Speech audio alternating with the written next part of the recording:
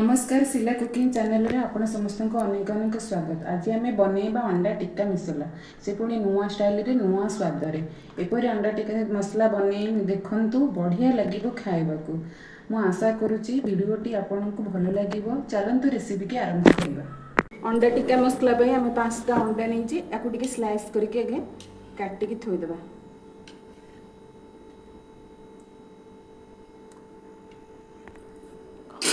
इधर अंडा को आम स्लाइस करके काट दीचे। इधर अलग एक टिक्का मसला में जो टमाटर नबा किछि कंचा लंका किछि पुदीना पत्र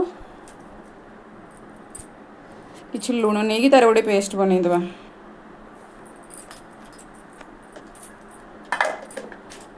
ए मसलाटा रेडी है टिके दरदरा करके पेस्ट करवा।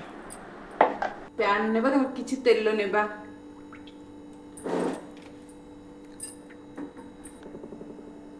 किछि जीरा देबा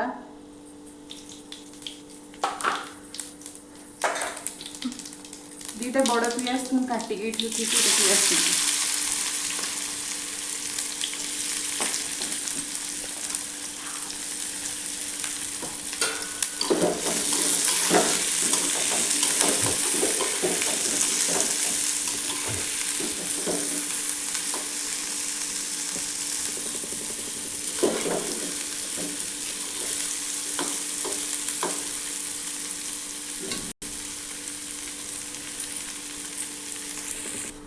हलदी गुंड 1 चम्मच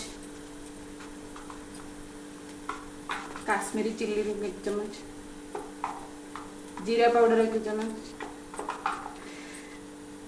धनिया पाउडर कुछ गरम मसला ना सब को आम मिसई देवा।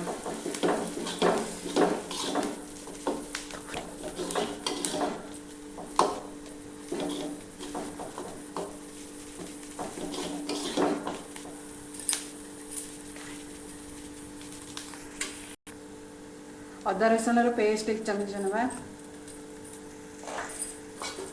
और मिसई देवा।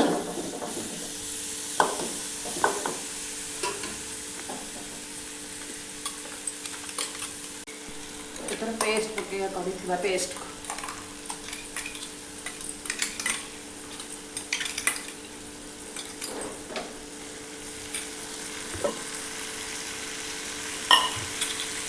टिके पानी धोईकी देदेबा।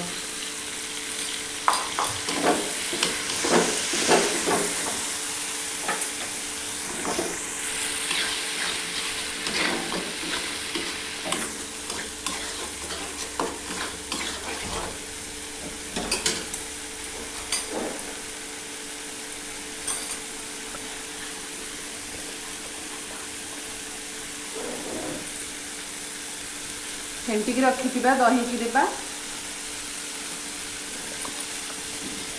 लगातार मिसई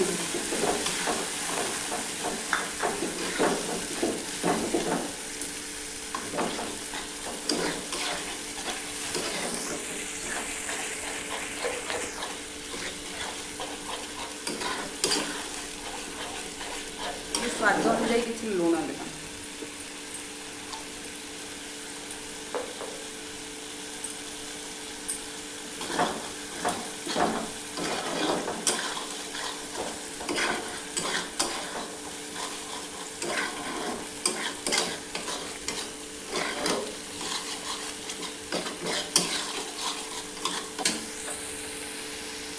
टिके पानी देबा हल्का सिझी छाड़ी देबा।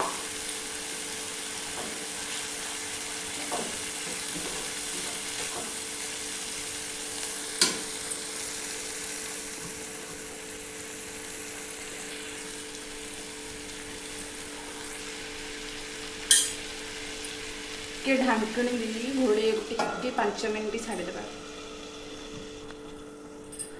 इथर मसलाटी आमर संपूर्ण भाव रेडी हो सारानी। इधर स्लाइस कर रखि अंडा दिग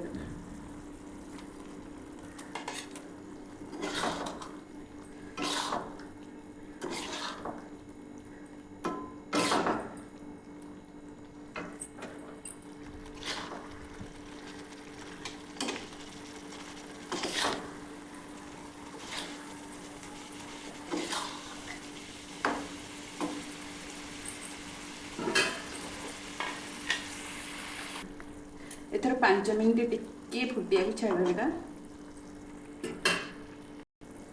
इधर आमर अंडा टिक्का मसला संपूर्ण भाव रेडी हो सारा। देखु केते सुंदर देखा जाउची। किसी धनिया पत्र नहीं गैस टिके ऑफ करिया। एथर आम अंडा टिक्का मसला रेडी हो सारा। आपन को जदि वीडियोटी भल लगी तेबे लाइक एंड शेयर करेंगे। जदि आप चैनल रे नुआ अछंती तेबे सब्सक्राइब करेंगे। रही जय जगन्नाथ।